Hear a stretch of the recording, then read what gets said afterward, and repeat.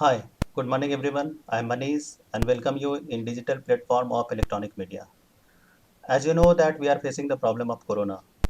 That's why we are in digital world. Right now I have to start a new topic of class 8 of civics which is role of the constitution. Role of the constitution. संविधान की भूमिका.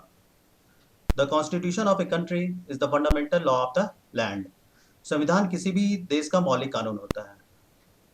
A constitution binds diverse people together by creating some basic laws for them, which are equal for everyone.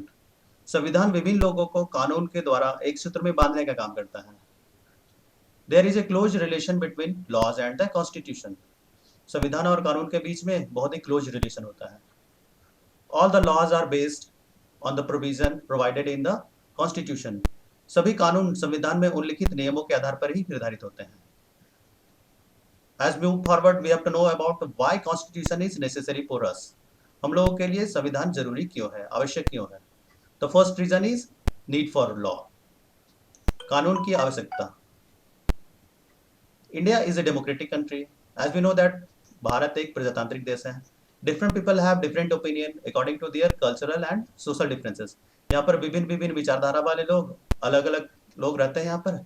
It gives rise to conflict among them. इसके चलते आपस में मतभेद भी हो सकता है. To maintain the order in society and to ensure the welfare of the people, law are needed. Bharat के सभी लोगों को एक सूत्र में बांध करके रखने के लिए कानून की आवश्यकता होती है. The constitution establishes rule of the law in the country. संविधान ही भारत में कानून लागू करवाता है. The next reason is legitimacy of law. कानून की वैधता. As we know, the constitution is the ultimate source of law. संविधान ही कानून का मूलभूत आधार है. Only constitution can give validity of legitimacy to the law. कानून को मान्यता संविधान के द्वारा ही प्राप्त होता है. If you look around, we will find that there are many people who suffer due to unjust social practices like caste system, untouchability prevalent in the society.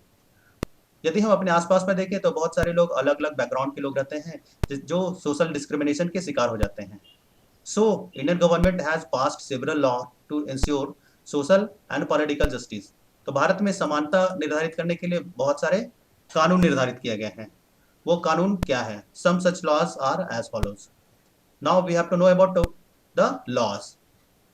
The first law is Dowry Prohibition Act. दहेज निषेध अधिनियम. The first law is Dowry Prohibition Act, which was passed in 1961. Now we have to know about dowry is the money or gift that parents give to their daughters at the time of their marriage.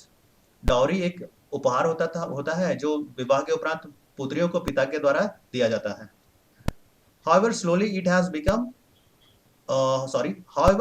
has grown into a social problem. और बाद में यह एक सामाजिक समस्या बन गई. To curb this evil practice of giving and taking dowry in society, the Dowry Prohibition Act 1961 was passed. इस सामाजिक कुप्रथा को समाप्त करने के लिए 1961 में कानून पास किया गया था.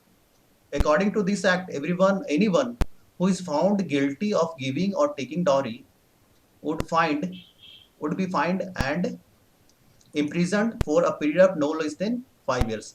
यदि इस कानून के अंतर्गत यदि कोई व्यक्ति दहेज लेते और देते हुए पाया जाता है तो उसे 5 वर्ष तक की सजा का प्रावधान है.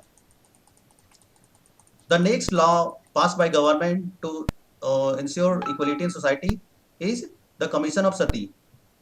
Sati निषेध अधिनियम. It was passed in 1987. As you know that Sati is the age-old practice in India in which women are forced to burn themselves on funeral pyre of their husband. सती प्रथा एक ऐसी भारत में कुप्रथा थी जिसके अंतर्गत पति की मृत्यु के बाद में पत्नी को चिता में जला दिया जाता था.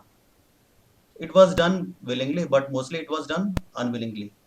ये तो पहले या तो इसे माइंड सेटअप कर दिया जाता था महिलाओं का या फिर उसे जबरदस्ती उसे जला दिया जाता था. This law was passed in 1987 और सती अधिनियम 1987 में पास किया गया. When रूप Kanwar committed Sati at Devrala in Rajasthan. और ये घटना 1987 में राजस्थान में देवराला में एक महिला रूप कंवर को सती बना दिया गया था. The next reason is prenatal diagnostic technique, regulation and prevention of misuse act 1994. It is a test that is done by the people to know about the sex of the baby. तो ऐसा है कि जन्म पूर्व लिंग जांच प्रणाली के द्वारा इसका मिसयूज किया जा रहा था। तो due to the dowry problem, birth of daughter is often considered as the curse of Indian society. दहेज प्रथा के चलते बेटियों के जन्म को एक सामाजिक अपराध माना जा रहा था। This lead to family is getting sex of unborn babies detected through various clinical test. इसके लिए क्या है, वो साइंस का साइंस का सहारा लेकर के और सेक्स डिटर्मिनेशन टेस्ट करवा रहे थे।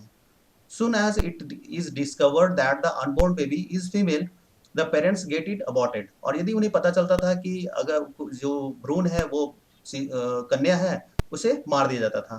To stop the declining sex ratio of the country, the government has passed Prenatal Diagnostic Technique Act 1996।